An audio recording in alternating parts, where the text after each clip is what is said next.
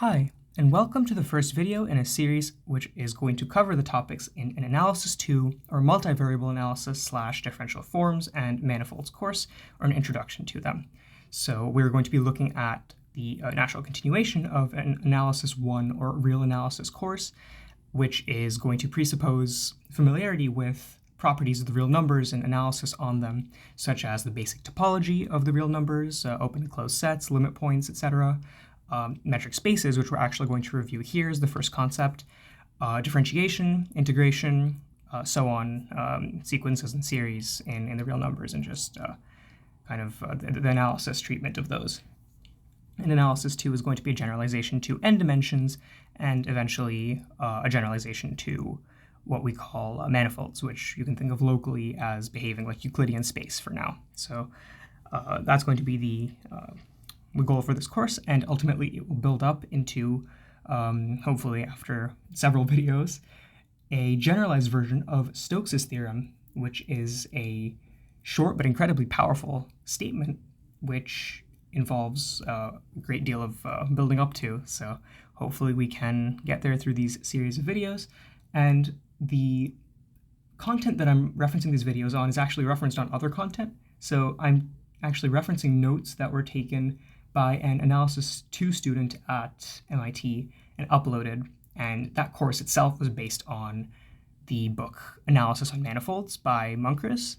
So those are two excellent sources if you'd like to check those out directly, and I will put a link in the description, courtesy of the student that took notes and the text itself for being fantastic sources. So we're going to look at, as I said, the axioms for a metric space, and how it kind of codifies this idea of distance that we'd like to make in a given space. So here are the metric space axioms. Hopefully you recall those, and we're just going to go over them and basic properties, like the topological properties of the real numbers, as I said, open and closed sets, certain kinds of metrics that we can define on Rn, compactness, continuity, so on.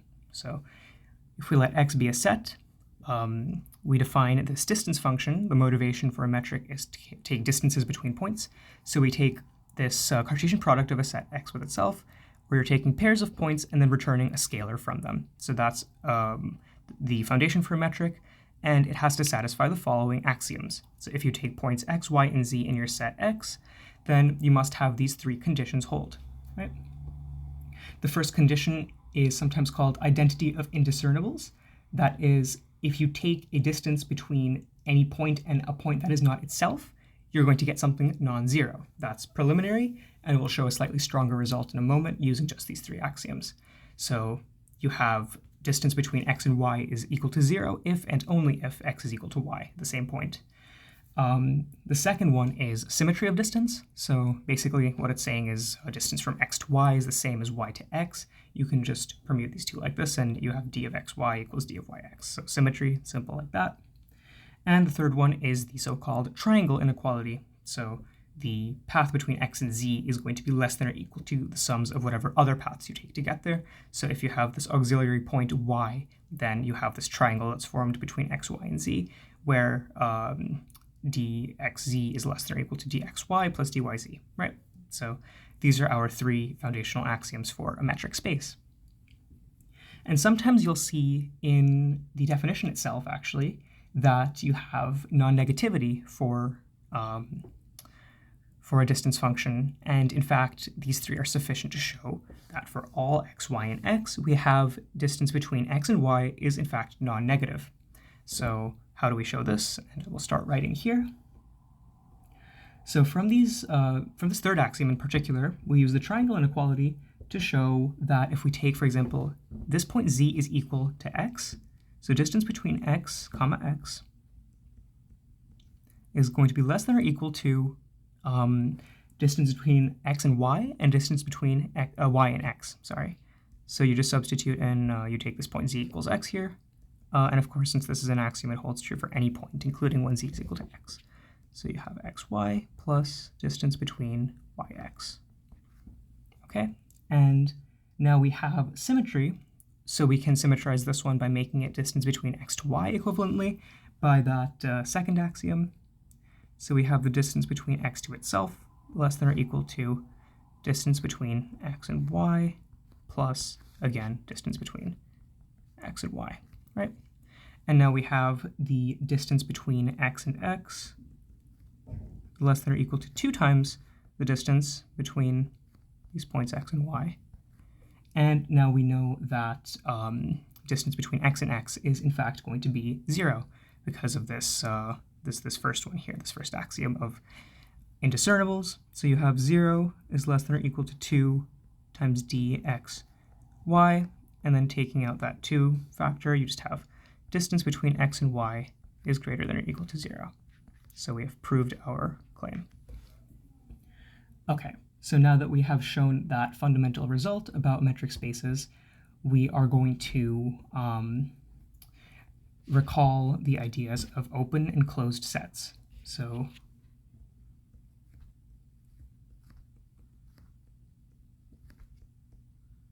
and in analysis, this is taking place with respect to the so-called metric topology of epsilon balls and delta balls as the open sets in the real numbers. So given a point,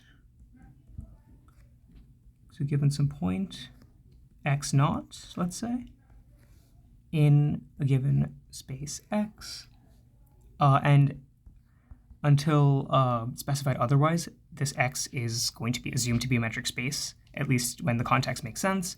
Sometimes I'll just use the parentheses for the proper notation. So x comma d, so a space with respect to a certain metric, when that might be ambiguous because we'll define some different metrics on r to the n. So given a point in some metric space, and epsilon greater than 0, so already you have this let epsilon be greater than 0 thing from analysis going on. We want this to be a real number. We define the epsilon ball or epsilon neighborhood. Neighborhood is the notation that I will use, or not notation, but the reference. So it is defined as the set now of all x that is within a distance of epsilon. So it's within this distance. So x in big X such that distance between x naught is bounded by epsilon. So you have these circles or balls of radius epsilon. And we just write epsilon neighborhood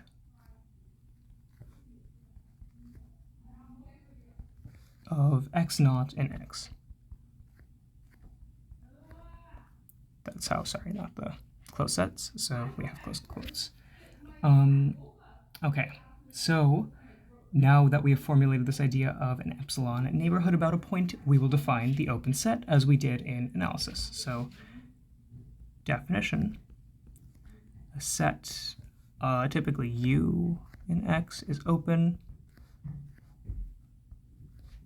and what should also be specified is open in X, because you can have sets that are open in the context of a certain space, but they might behave differently with respect to whatever they're contained in. So in this case, we just have it unambiguous that U is open in X, where X is the overarching space. And we have it open if for all X naught in U, so we're taking all the points in this set, there exists an epsilon greater than 0 such that you have the epsilon ball of radius epsilon, which is going to be contained in the open set. So basically, around any point that you take in an open set, you can always formulate a neighborhood of that point, so you can sweep out some radius around it that is contained within the open set. So that is openness. Okay, so we have a proposition now, and we're going to go through how certain operations like unions, intersections behave on open sets. So let U sub alpha, oh, sorry about that, where alpha is in some indexing set I,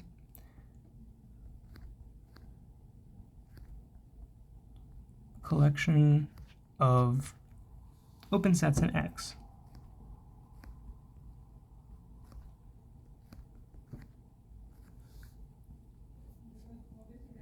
then we claim, and we will leave this as a good exercise or just something to recall from analysis.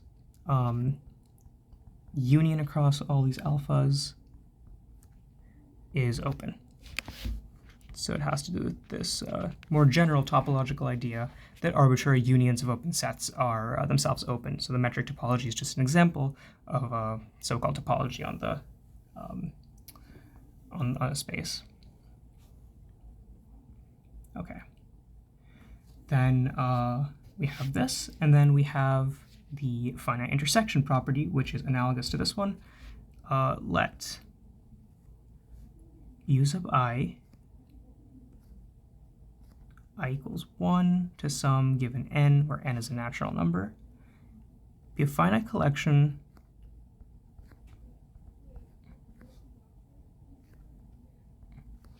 of open sets in X.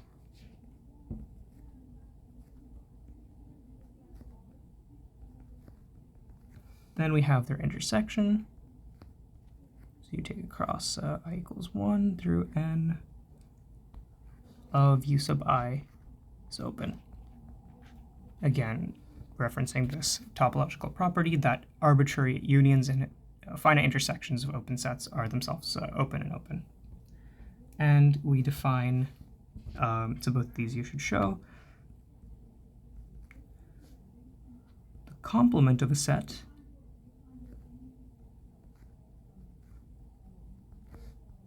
let's say of y in X is going to be basically everything in X that is not in Y.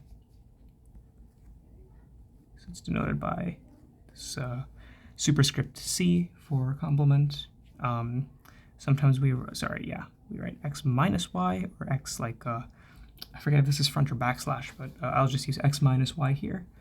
And this is going to be the set of all points little x in big X such that X is not contained in Y. So it's just the complement. And we have a definition just based on this, that we have a set referred to as closed. Let's say A is closed in, sorry about that. It's closed with respect to X if its complement is open. And this is generally how it's formulated in topology also. So a set is closed in X if its complement is open in X. Okay, so we have essentially just gone through the basic properties of metric spaces, and now we will look at more closely metrics on, as I'd mentioned earlier, metrics on R to the n, which is going to be a big object of our study. So now what we're doing is we're taking X, our metric space, and we're taking it to be equal to R to the n for the remainder of this chapter. And we're going to look at two metrics in particular.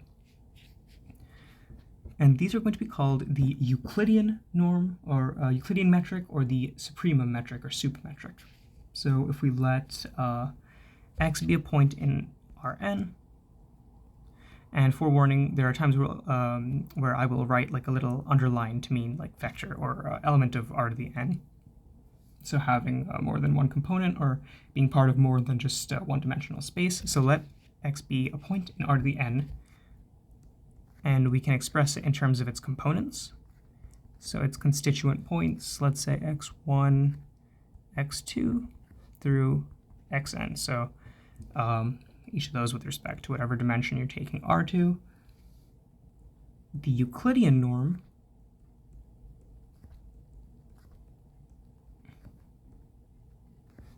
on R to the n, and I should say the Euclidean norm of X is going to be this double absolute value sign, kind of these double bars on each side. And we take over the sum I equals 1 to n for whatever dimension, x sub I squared, all of this to the 1/2. Right? So this is our familiar Euclidean norm where it's giving a distance function, for example, between points in a plane, distance between 2 points in space for R3, so on and so forth. So then we look at this to be a norm, and we look at the supremum norm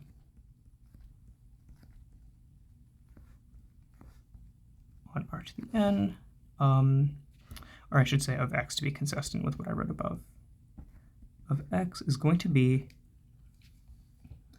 absolute value of x is how we're going to write it. So we're going to just say supremum x is going to be the maximum over I. So across all of these I, you're taking the maximum value of the absolute value of x sub I, right? So you take all of these components, you look at their absolute values or their magnitudes, and then you take the maximum one for this and declare it to be the value of the supremum norm evaluated on x. So that's these two norms, and respectively we obtain our two distance functions.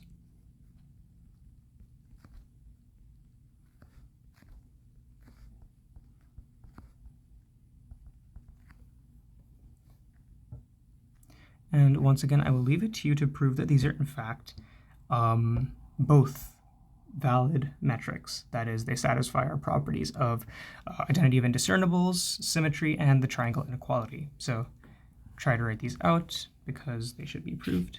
And currently I'm just going through this part as a review. So we have this double bar around x minus y for vectors in R to the n to denote the Euclidean distance.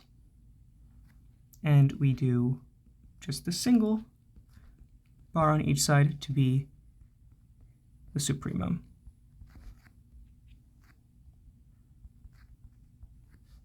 Or I should write, let's say, Euclidean distance function. And I'll just write sup dist. Okay, so we've looked at these two. And another useful property that can be shown now is by virtue of the sum from being I through n, yeah, for I equals 1, so you've run through all of those indices, and you're taking the successive square root. So if you wrote this out, it would be whole square root x1 squared plus x2 squared, so on and so forth, till xn squared. You're going to have a very useful inequality we can use. That is, you have the supremum norm, which is going to be less than or equal to the Euclidean norm for 2 points, and hopefully this is clear why. And what remains to be shown, hopefully after a moment of writing this out, you can include this also, that this holds too. So you have to take basically an open ball, then you can take, or let's say actually we start with our supremum norm where we're taking basically like cubes or rectangles, and then we're taking our Euclidean distance, which is defining balls or spheres, and we are inscribing basically our supremum rectangle inside that sphere. And then if we have something of radius or center to diagonal to vertex, we have a square root of n for each one. That is going to be greater than or equal to whatever open ball we have for Euclidean distance, right? So we're inscribing now our Euclidean ball in a square with this size. So basically it just says that you can have this successive inscription and then circumscription. And now that we have these, we can say that this comparison gives us the same topology for the Euclidean and supremum distances. So let's see, give the same topologies on Rn. That is, if you have an open set in one of them, you can just have an open set in the other one, right? So you have this double bounding here, and this is true for every x and y in R to the n. So this gives the same topology on R to the n. Okay. So now we've looked at this idea of Euclidean and supremum norms. We've looked at their respective distance functions, and now we'll take a quick review of continuity. So remember, continuity first, in its most general sense, is defined between topological spaces, and then maybe an analysis metric spaces, and we're going to consider just that epsilon delta formulation and that open set inverse definition, right? So that's the pre-image one, which, again, as a review, stating without proof for the most part, but we will state regardless. So consider x with respect to some metric d sub x, and you have y with respect to its own metric d sub y, a function which maps from one to the other. So we'll just write as a set function between x and y, and a point x naught in the space x. Then we have our definition, a familiar one, of continuity. F is continuous at x naught if for all epsilon greater than 0, there we go, there exists a delta greater than 0 such that we have our distance in x between any x and x naught is less than delta, implies, I'll just write it on this line here, distance in y between the images of those two under f are going to remain sufficiently near or close to one another. So we have our continuity definition. Okay, so for all epsilon greater than 0, there exists a delta such that distance between x and x naught is less than delta, and x implies that the distance in y between f of x and f of x naught, so the images between x and x naught, is going to remain less than this supposed epsilon. Right. We have a function to be continuous on what it means to be continuous on a set rather than just at a point, because we define continuity for just this point x naught here, and we just define a continuity over a set how we would expect it to if it satisfies continuity for everything, every one of its points contained. So a function is, let's say f is continuous on x if f is continuous at x naught for all x naught in big X. So this is our formulation of continuity on X. And we will just take a glance at this alternative and very useful definition of continuity, or a formulation of it. F is continuous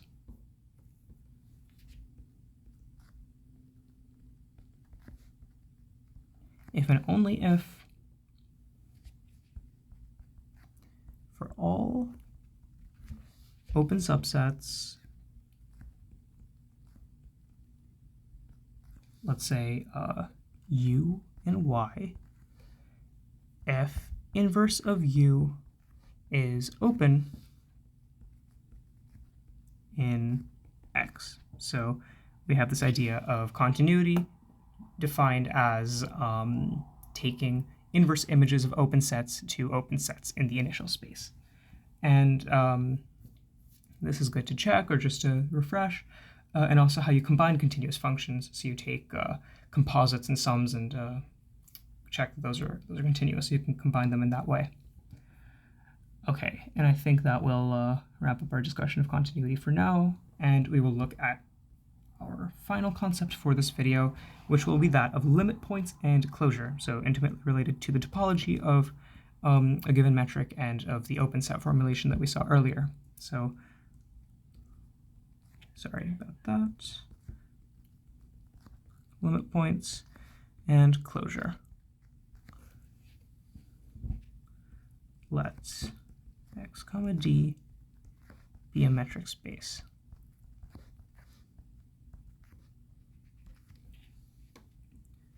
Definition.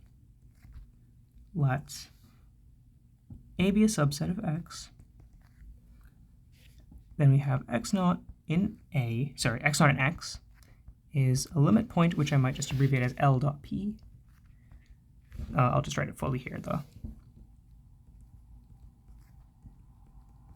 limit point of x, or of A, sorry. So we're defining the subset, and we're defining a limit point for a given subset of a space. If for all neighborhoods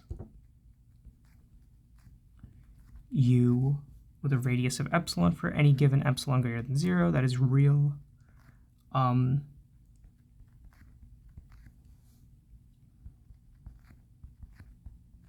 we have that the set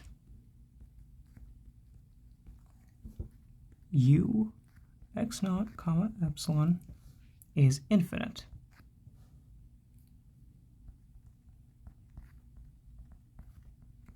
Right? So we have x naught to be a limit point of A, and we have every epsilon neighborhood to be an infinite set, right? And now we have our definition based on this of the closure of a set. So we take a closure to be, or call a set, and all of its limit points, and you take that union. So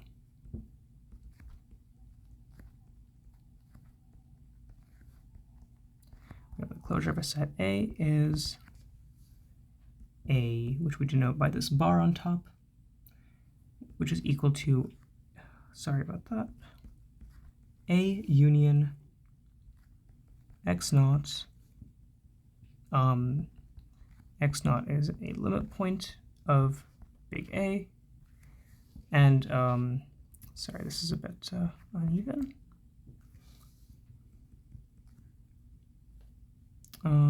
What was I going to say? So sometimes we put this notation A union A prime, where A prime just denotes the set of limit points here. So all those x naughts. And now we define kind of other sets or regions in relation to a given set. That is interior, boundary, exterior, kind of as these regions that one can define based on a given set. So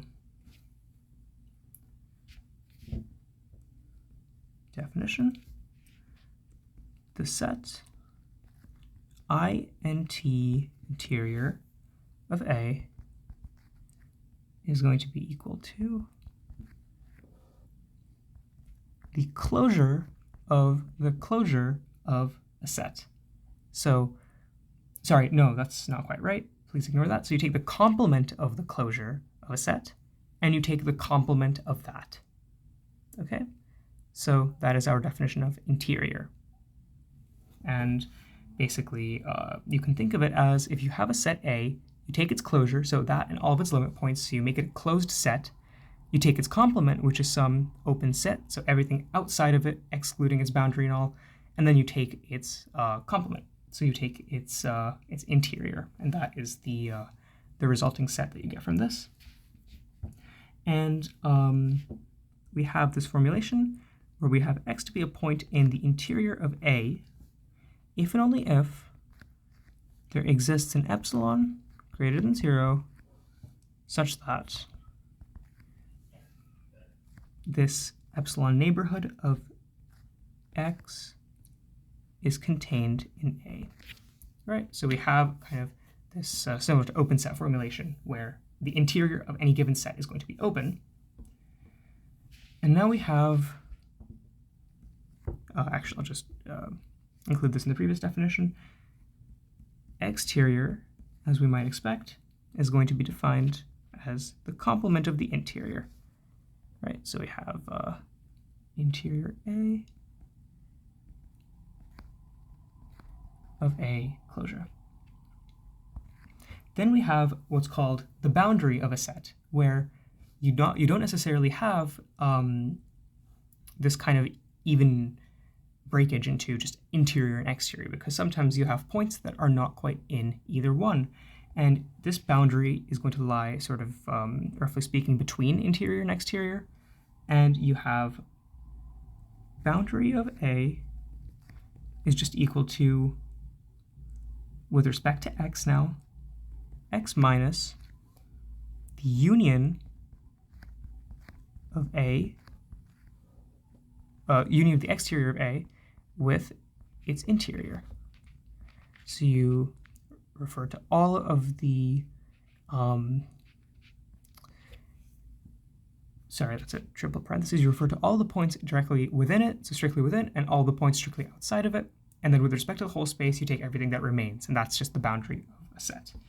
And it follows from these, just literally from this definition, x is always going to be equal to, for any given set A, doesn't matter what one is specifying A to be, but it always equals its interior union, exterior union boundary. And this covers the whole space. And this is where I will, I think, leave this video for now. It's just about the half-hour mark. So in the next video, we will look at more topological properties. It will involve especially the important notions of compactness and connectedness, which I believe the professor believed was important enough to constitute a whole lecture, and that will be what we go over next time. And then after that, we will get to really the first real changes of the adaptations that we have to make, which will come with differentiation.